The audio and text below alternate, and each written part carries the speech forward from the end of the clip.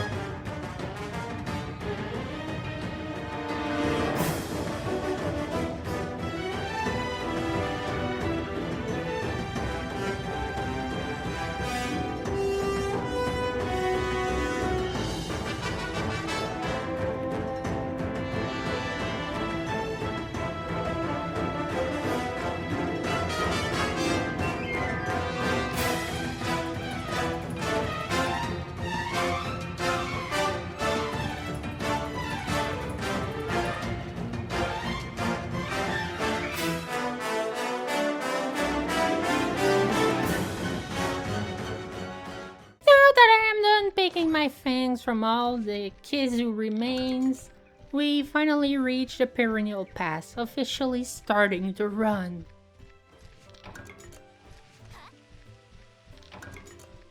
And of course, the first thing I do is search for Nerscylla eggs. Before getting my musty, I was able to get a new SNS skill, but I still cannot get the hammer skill as the weapon is not from any arthropod. I also got the bug hunting horn. Now, I know it is not technically a Neopteran weapon, but it is a hunting horn made from insect parts, which Neopterans are. So I will accept it as a Neopteran weapon for the purpose of this run. I then bought the Banabra armor. Weird it is a purchase and not a craft, but whatever. Then I finally spoke with Roberto to open the stables. And finally, I opened my Nerscylla eggs, only to find I had a Quropeco inside the batch. While I cannot use it into battle, he is useful for calling monsters when farming, so I will add him only for that singular purpose.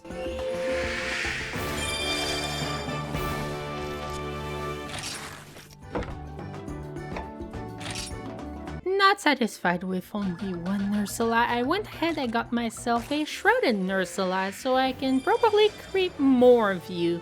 Hey, you click on this video. You knew what you stepped into. I even gave you a warning. But of course, Shrouded Nerscylla is too strong for my party. You got away easy this time.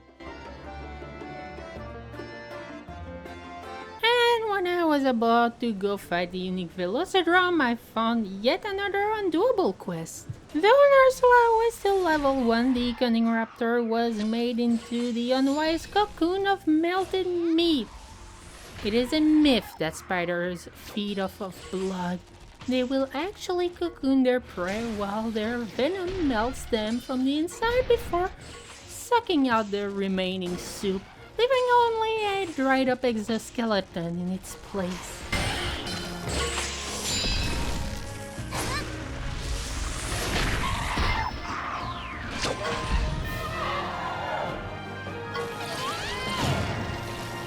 After encountering enough Nerscyllas after I decided to go on an egg hunt, I now have a Nerscylla armor, just in time to cave a stupid bird's skull in.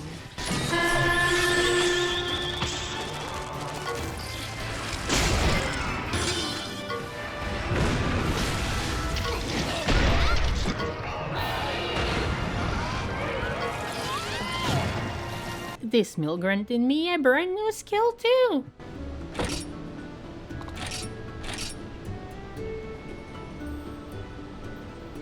Now for the first boss since we truly began this run, Sponge Boy. While he uses skill seal, he remains a very easy enemy, especially with the hunting horn able to remove status effects.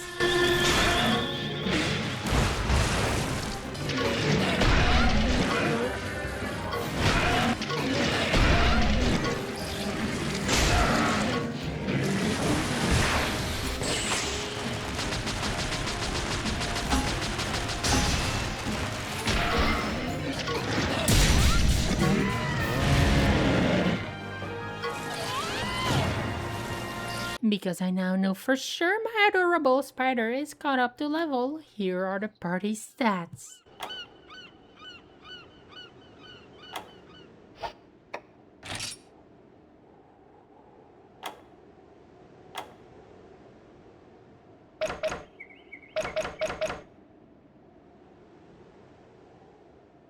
We follow this up with a fight against the main story's Nerscylla. I don't know if this one is programmed to act differently or RNG just hates me, but I've noticed this one uses its stinger attacks about 90% of a fight.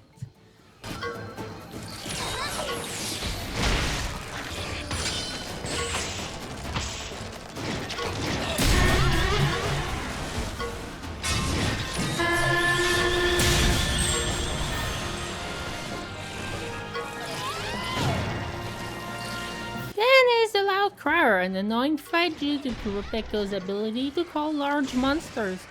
But with Nerscylla's sedative venom, because this one is clearly male, look at the size, males are smaller, was able to prevent either one of the monsters to attack for one turn.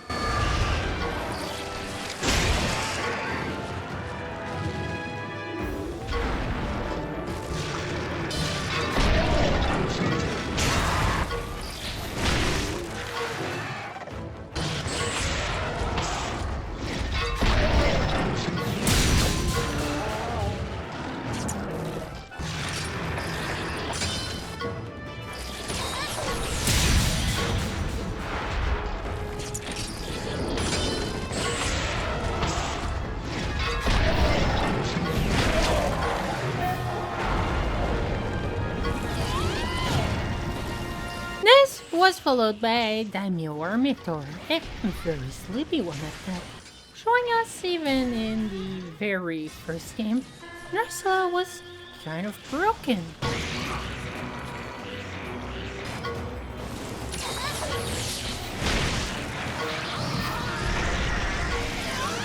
Baraf on the other hand proves somewhat annoying with his focusing Nerscylla and preventing the sleep needle, but not a hard fight in any way.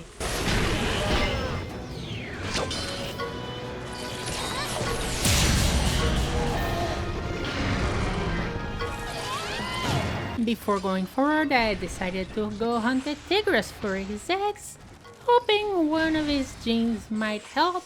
Hell, the fight was so easy I had to throw and attempt to run away. Of course, that was not a misclick.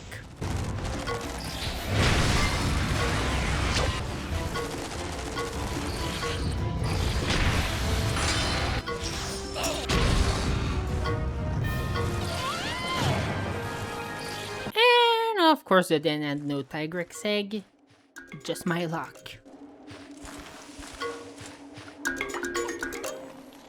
Cephadrum was an annoying fish who carded me twice because I was too stubborn to stop using power attacks, which are generally neutral on him, all to be able to use my horn skill to remove statuses.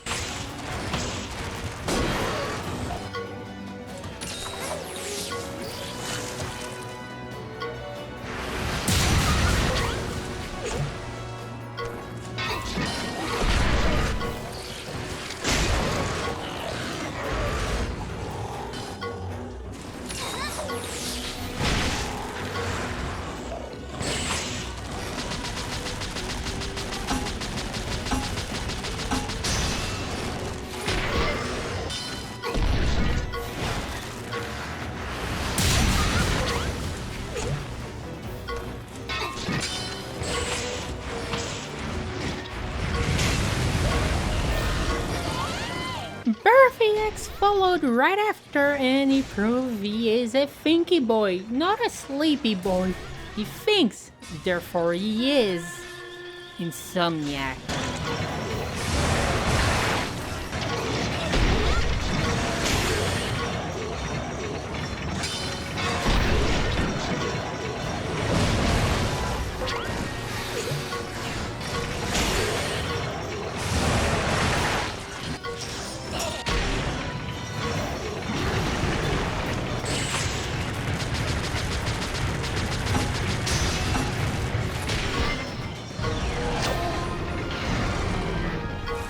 Blighted Diablos proved to be a nightmare, not because it is a very difficult monster in itself, but because I lacked any form of speed attacks, and did not have any genes available for my Nerscylla.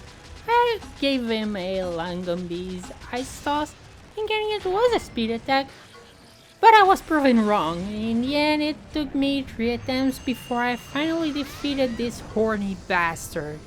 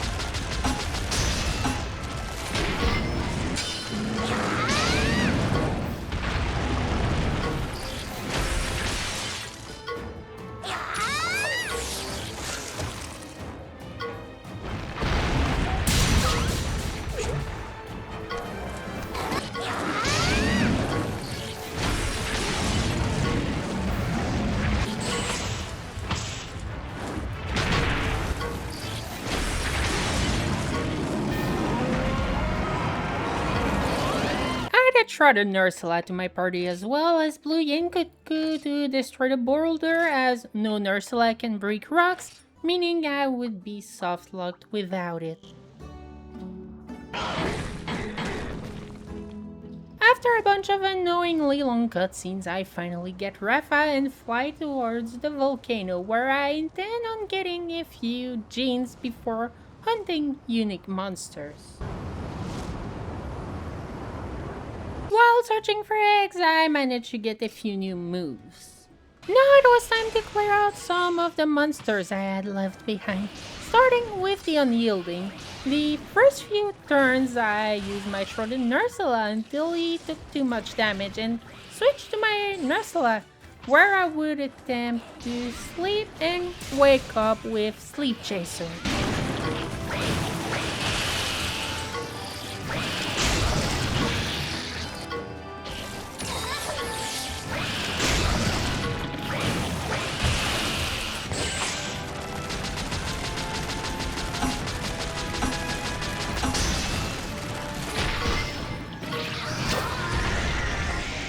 Then is the Unseen Menace, just a common Nerscylla, nothing I couldn't handle with my own arachnids.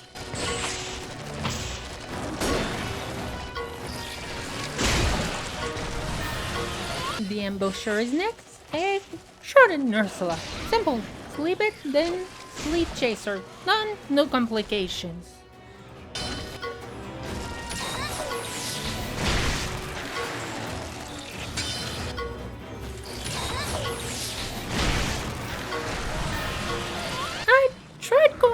The Black Diablo, the intruder, but she dealt so much damage, and the fact only my Shrouded has speed attacks makes it pointlessly difficult.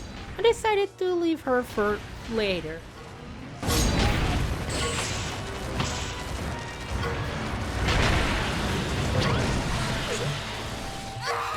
All this gave me one new skill I probably will never use. After 3 attempts against the Uragan ending in failure partly due to the temperature, I decided I had enough of this no mist rule and would remove it for this run and all future runs.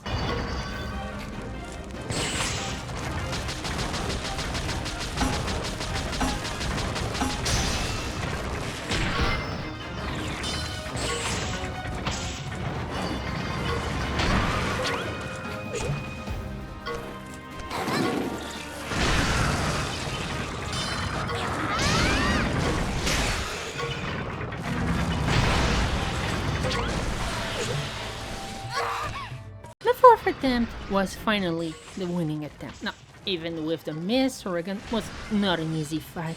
Shrouded Nerscylla was clearly the only monster I could use to defeat it. Uragan had to be constantly kept poisoned as it added damage, but also caused him to stay immobilized on some turns. Then I had to paralyze him so he would miss even more turns. I even brought my unicorn to increase the chances of paralysis, leading ultimately to my victory.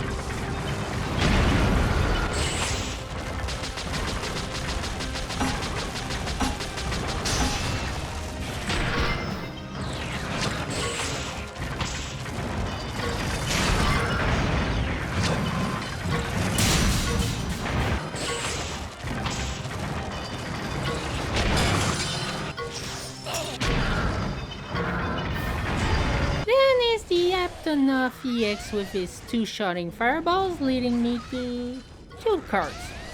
It would seem I will really need to level up before I face the area's boss, or I will suffer for sure.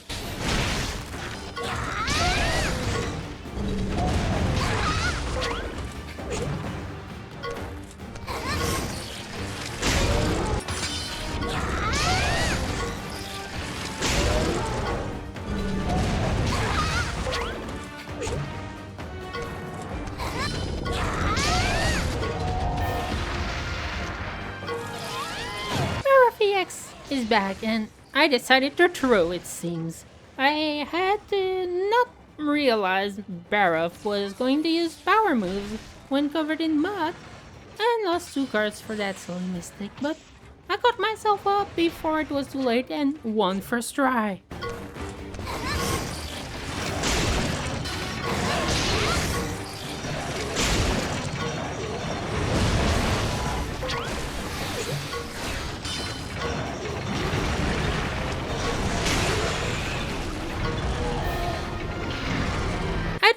I had decided to go level up a little, but the Shapeshifter and Crimson Fiend were both so easy at this point they only lasted a handful of turns.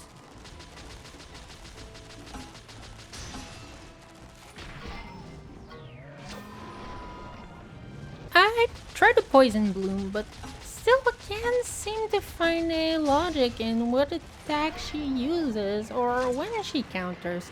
Also, as if it was completely random. Her reward isn't worth my time or sanity, so she may rot in her den.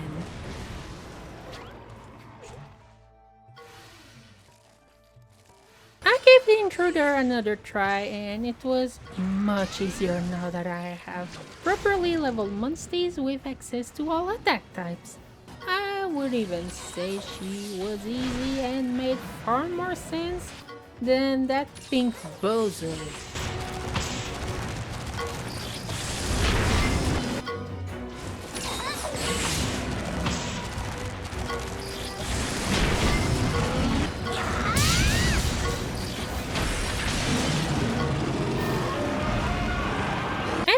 Sledgehammer. Would you believe me if I said even he was easier than the Raffian?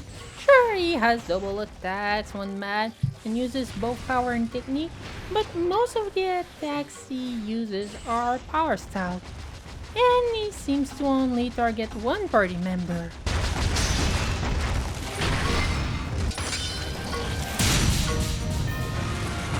Doing all of these fights brought me quite a few new moves. My bloodlust still not quenched, I went and murdered Simon's lover. Hey, don't look at me like that, she hired me to do it. And here is my party after this bit of leveling up.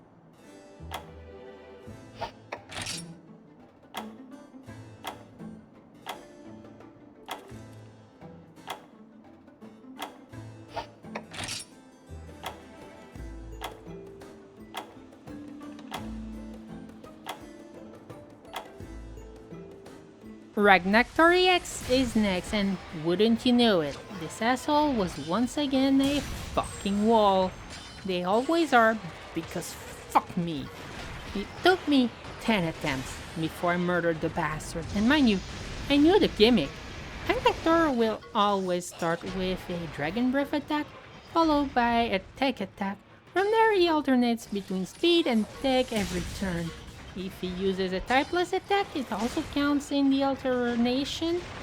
So if he does tech, speed, typeless, the typeless will be counted as tech. No, the main issue is the second half, when I concussed his ass and chopped off his tail. Then he goes mad and uses double attacks, and this is where I kept losing. In this attempt, I failed to record the first half, but really the important part is the second one, after I destroyed all body parts, so you still have the important half. After multiple attempts, I finally figured out the solution. I have to use skills, so he chills the fuck down.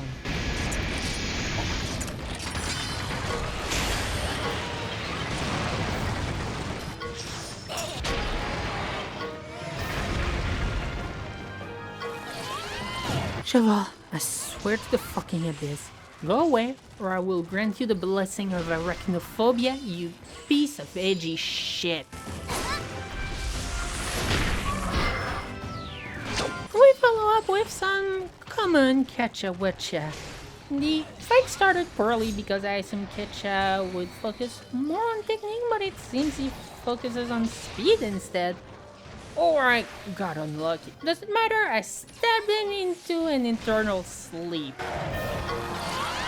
Then is Yangaruga. This fight was a third attempt. Mainly because in my previous attempts, Yan would target the same character again and again, causing me to cart non-stop even though I would hit the correct attack types. This time, the only difference was me getting lucky with my sleep triggers and also breaking his stealth first.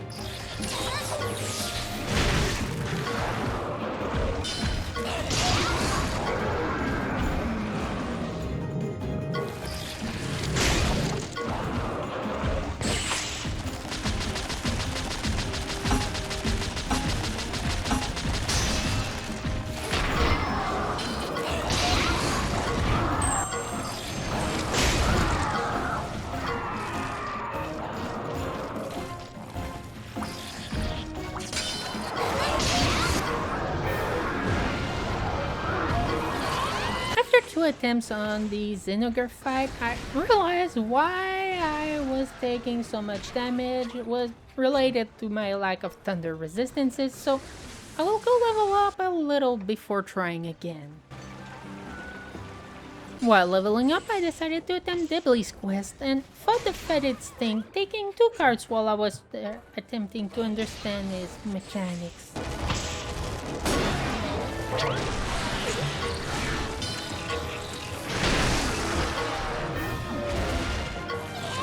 Doing this quest granted me the Butterfly Armor. As butterflies are bugs and bugs are considered arthropods, I will accept this armor as a legal one by the logic of this challenge. Here are my party stats after reaching level 35.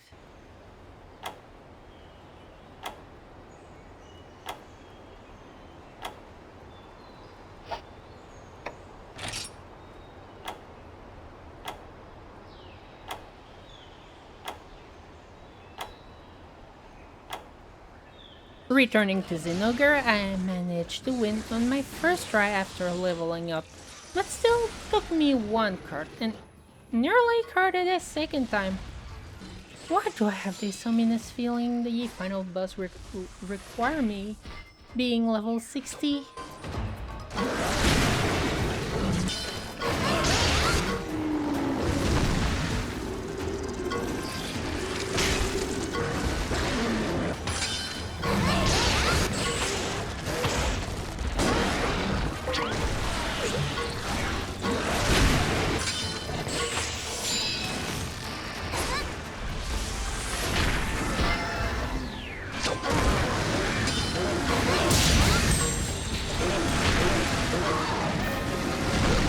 Before I could reach the next kinship zone, that idiot Cheval decided to block my path once more, this time scoring a double card on a kinship move. But I still easily won. I swear this kid will develop arachnophobia by the end of this run and will be haunted with night terrors about Nerscyllas for the rest of his miserable existence.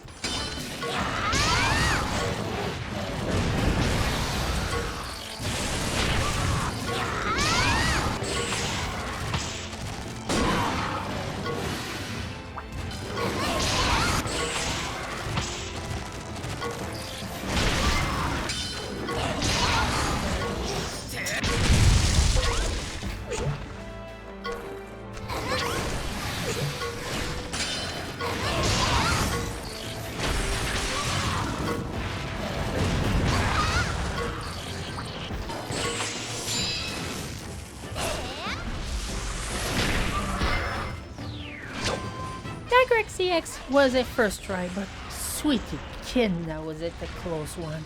Both my Nerscyllas and myself were one hit away from a cart. I already carted once and T-Rex was angry, meaning double attacks. But I was lucky and I won the speed advantage on both characters and defeated T-Rex EX.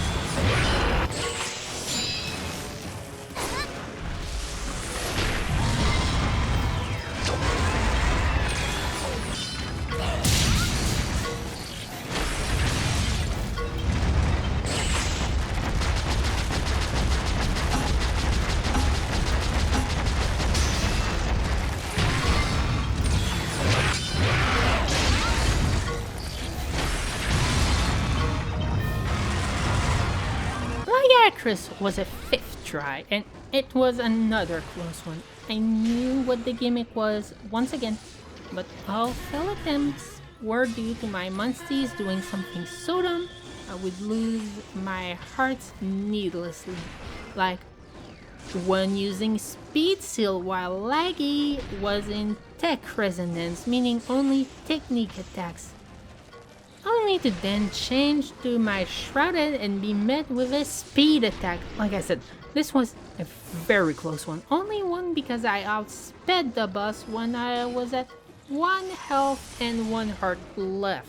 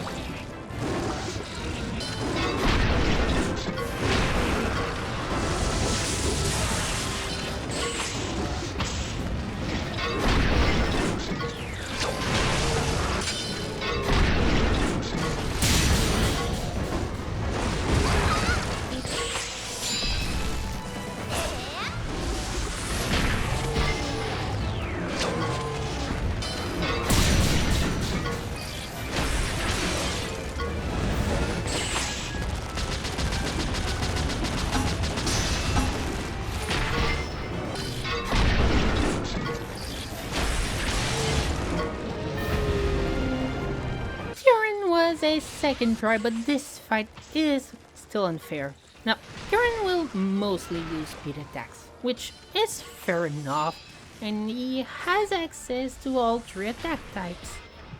Expected of an Elder Dragon. My issue comes from the fact that other than very minute chances of sleeping him, there are no ways of stopping his onslaught.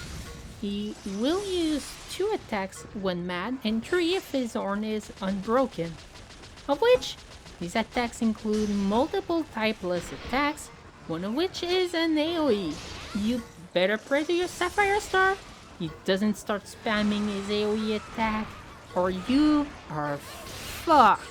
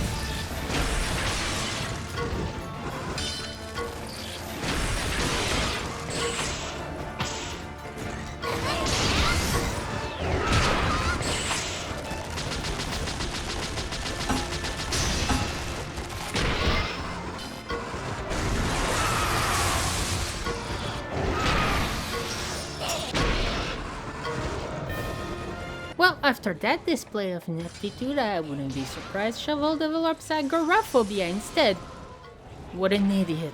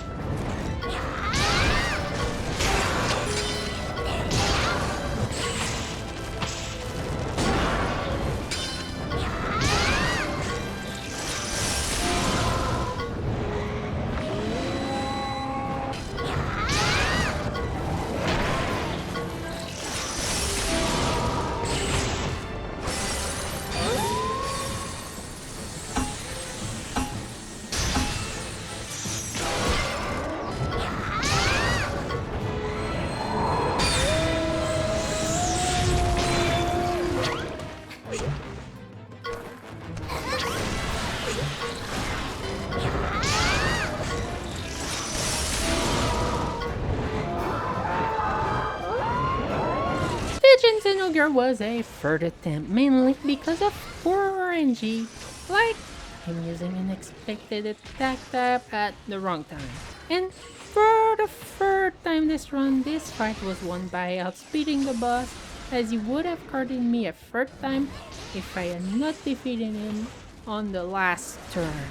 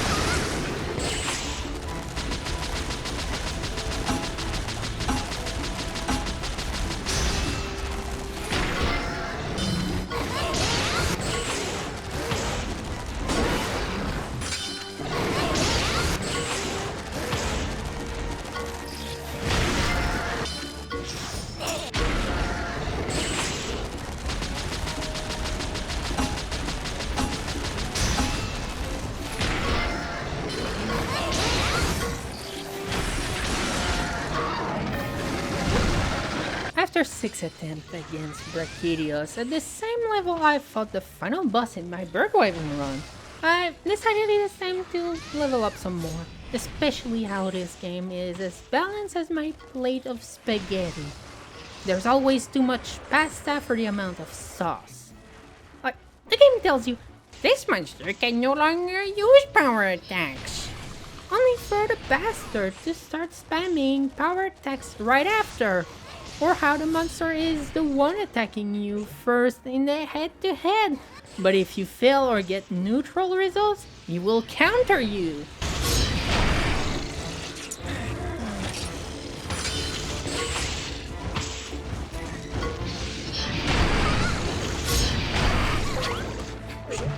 Level 50, I am ready to try again, but I do expect I will need to level up much more for the final boss's fight.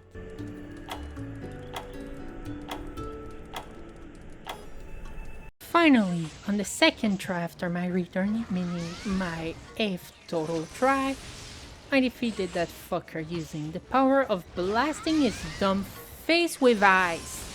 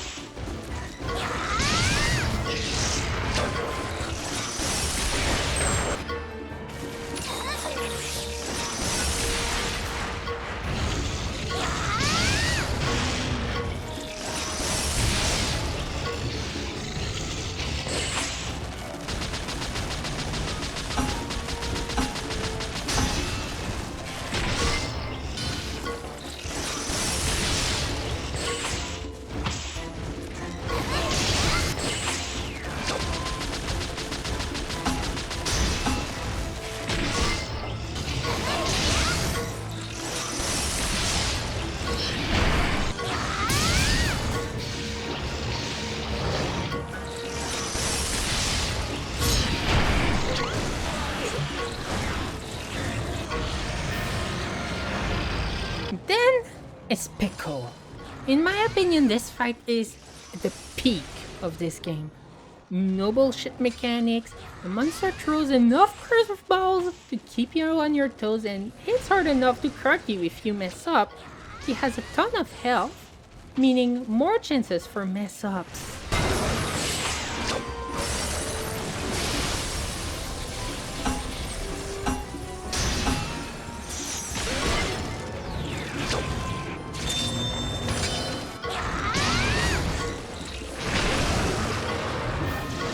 Alright, I'll be direct here. This challenge run went so horribly bad to this point, I know I have no chances against the final boss before even trying. As a final boss, I expect him to be immune to all status effects like all JRPG final bosses are, so I will level up and then try. With my rider's level at 50 and my monsties at 57, here are my stats. Hoping I will not need to go up to level 60 as predicted earlier.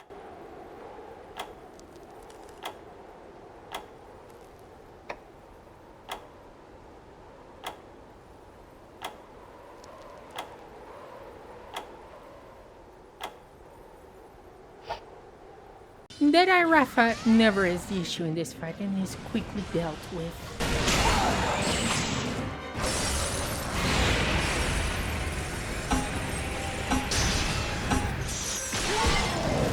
And finally, Michael Pietro was, to my surprise, a first try.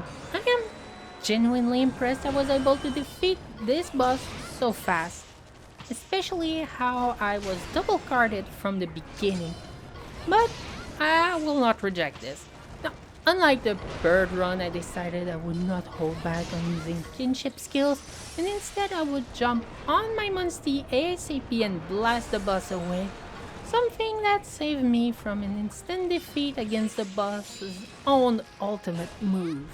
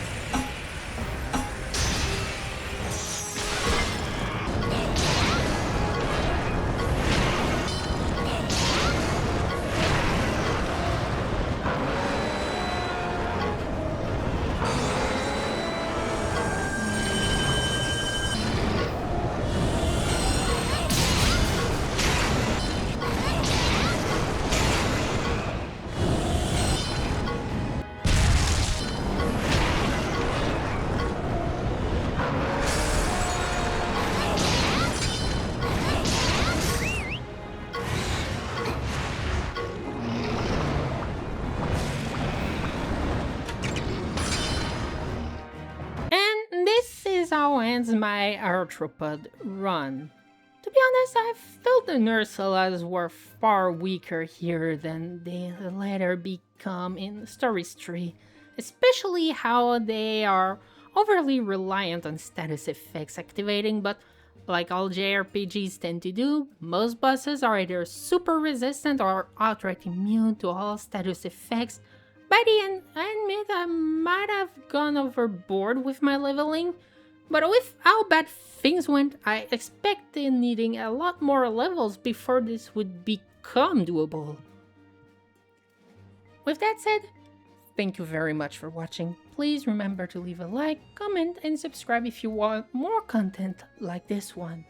Oh, hey, didn't see you there. Forest fires are great, aren't they? What? What do you mean they're not? Damn, here I thought that they were the peak of human humor. What with global warming the way it is going, 14,000 deaths in Europe from 2026's heat waves, increases in forest fires, the ice cap melting leading to a rise of water levels.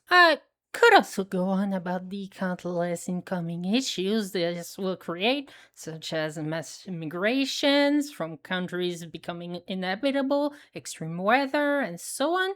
Instead, if you wish for your world to survive, remember that if everyone takes a single step at a time together, you will make enormous changes. Here are a few easy ones. Lower your energy consumption.